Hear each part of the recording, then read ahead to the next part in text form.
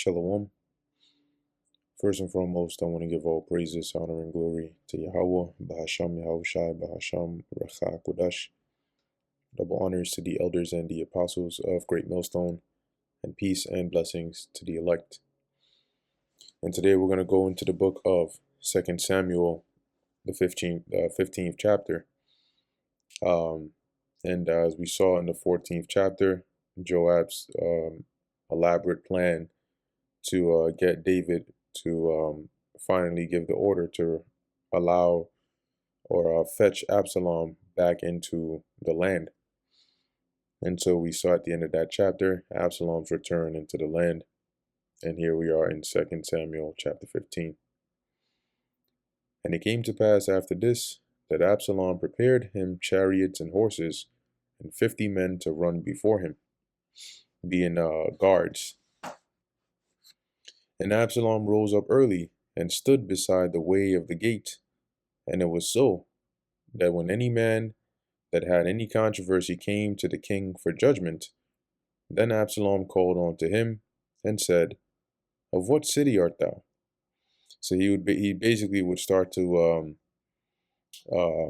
be at the entrance, right? Whenever people would come with a matter to try and get it resolved at the hand of the king, Absalom would be there at the entrance and meet them. And he would inquire of them what city in Israel they're from.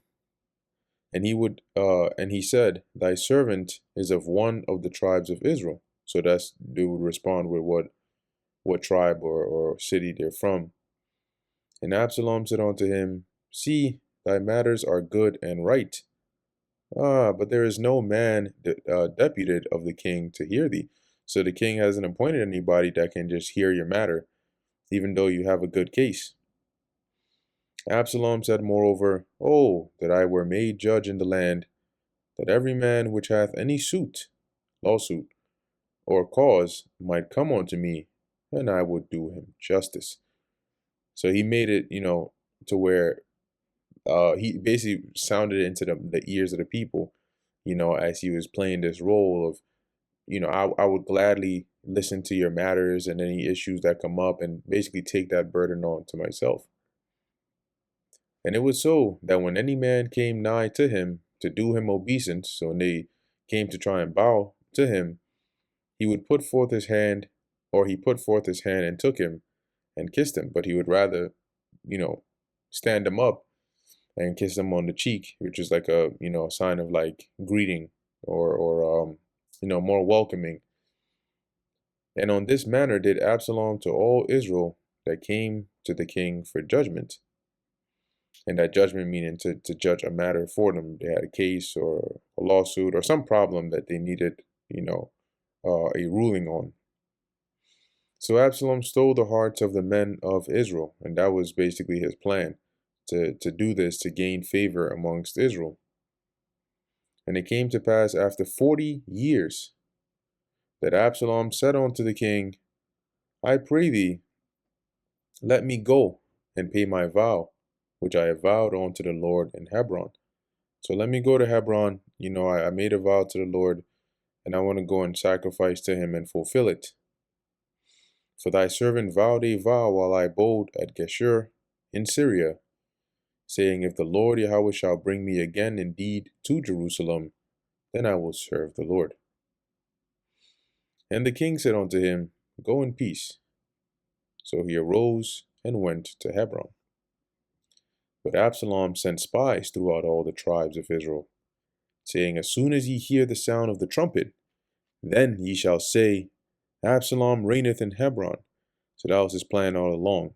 And that's why he spent 40 years gaining favor amongst Israel, because he was trying to usurp the throne.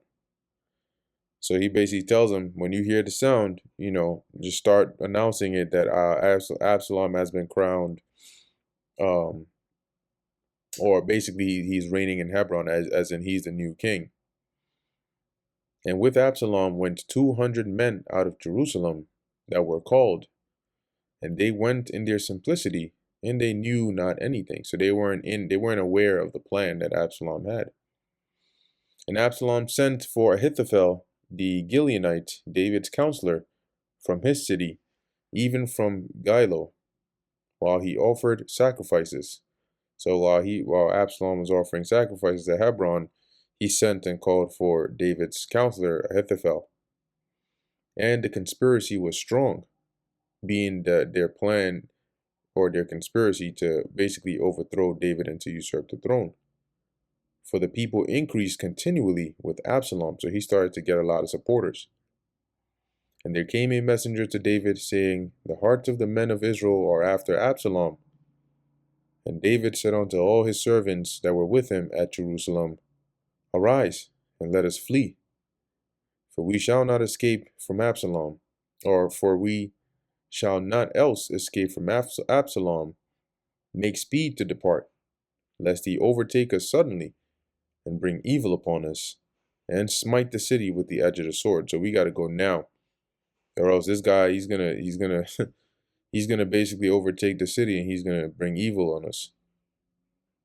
And the king's servant said unto the king, Behold, thy servants are ready to do whatsoever my lord the king shall appoint.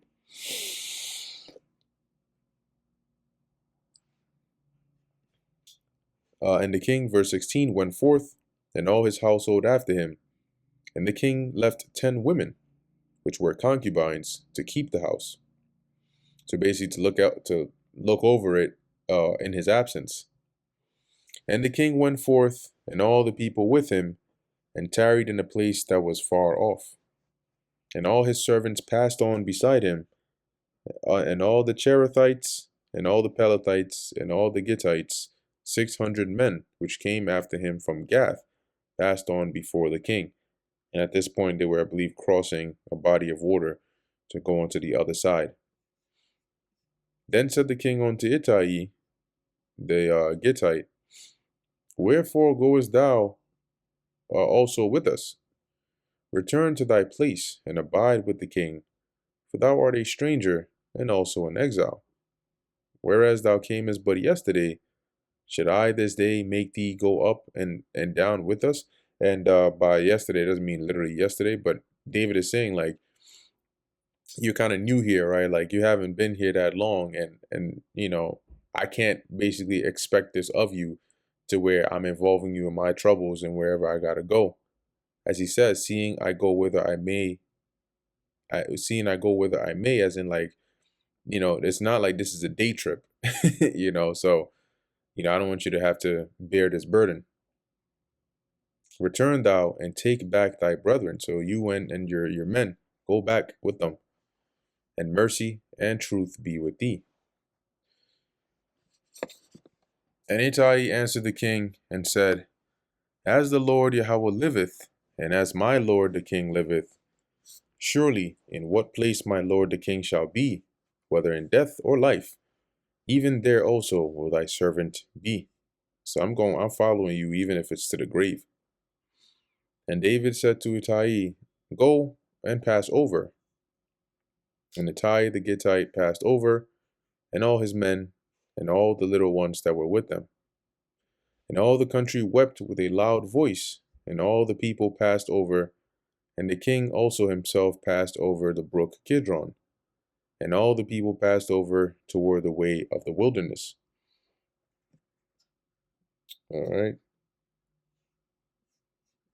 And taking a look here, it says, as you can see, this is the path that this is the path here, right? From fleeing from Jerusalem to Gilgal, right? And then crossing this body of water to the other side. Where we at? There we go, verse 24. And lo, Zadok also, and all the Levites were with him, bearing the ark of the covenant of God. And they set down the ark of God, and Abiathar went up until all the people had done passing out of the city. And the king said unto Zadok, Carry back the ark of God into the city. If I shall find favor in the eyes of the Lord, he will bring me again, and shew me both it and his habitation. So take the ark back, and if the Lord decides to have mercy on me, then he'll bring me right back. But if he thus say, I have no delight in thee, behold, here am I, let him do to me as seemeth good unto him. And you notice that as David is going through this, he doesn't really try to justify himself, right? He doesn't even seem too shocked, more so distressed, but not so shocked as to what he is going through, as one would expect, right? To be absolutely infuriated that your son is trying to usurp your throne, and basically doing everything possible to get him out of there and all of that.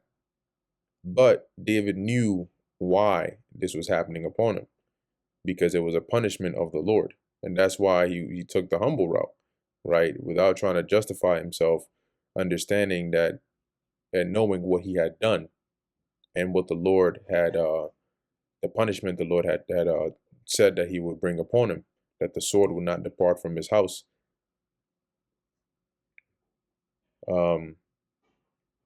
So verse 26, as he's saying here, if the Lord decides, that he's done, he's through, he don't want to deal with you no more, well, that he can do unto David as he pleases. Verse 27, the king said also unto Zadok the priest, art not thou a seer? Return into the city in peace, and your two sons with you, Ahimaaz thy son, and Jonathan the son of Abiathar. Now, when David said this, as in, art not thou a seer, it's more in reference to like a man of wisdom, right, and prudence. And so he is basically telling Zadok, it's better for you and for us that you go back and dwell in Jerusalem. And he's going to expound on that in verse 28. See, I will tarry in the plain of the wilderness until there come word from you to certify me. So I'll wait for you. I'll wait for information from you here, to let me know what I should do next, or at least what's going on. And Zadok therefore and Abiathar carried the ark of God again to Jerusalem, and they tarried there. And David went up by the ascent of Mount Olivet, and wept as he went up, and he had his head covered, and he went barefoot. And all the people that was with him covered every man his head, and they went up weeping as they went up. And one told David, saying, Ahithophel is among the conspirators with Absalom. And David said, O Lord Yahweh, I pray thee, turn the counsel of Ahithophel into foolishness. Because David understood that Ahithophel did have good counsel, right? And by that meaning he was good at what he did, right? Hence he served in David's court for so long.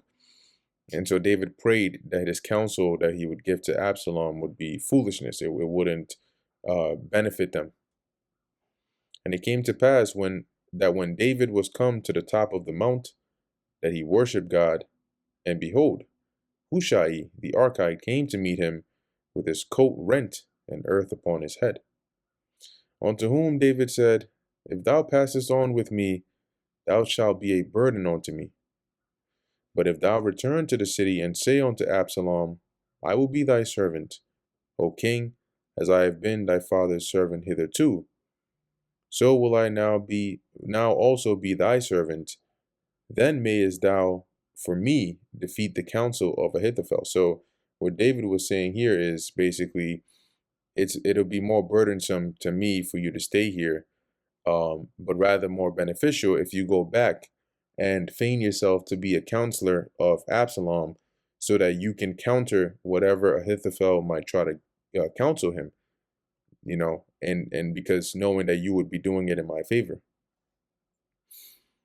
And hast thou not there with thee Zadok and Abiathar the priest? Therefore it shall be, that what things soever thou shalt hear out of the king's house, thou shalt tell it to Zadok and Abiathar the priest. So you guys are going to work together from the inside, right? You're close to Absalom. You have his ear by being, one that is an advisor as well, right? Or a counselor.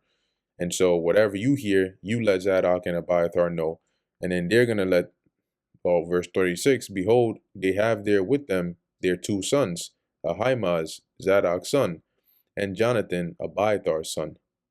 And by them ye shall send unto me everything that ye can hear. So basically there will be like intel. You guys pass intel amongst each other, and then they'll come and report it to me, and then I'll know what to do from there. So Hushai, David's friend, came into the city, and Absalom came into Jerusalem. And now the stage is set. And that brings us to the end of 2 Samuel, the 15th chapter. Lord willing, this was edifying to the elect. In closing, I want to give all praises, honor, and glory to Yahweh, Bahasham Yahushai, Bahasham Recha Kodash. And until next time, Shalom.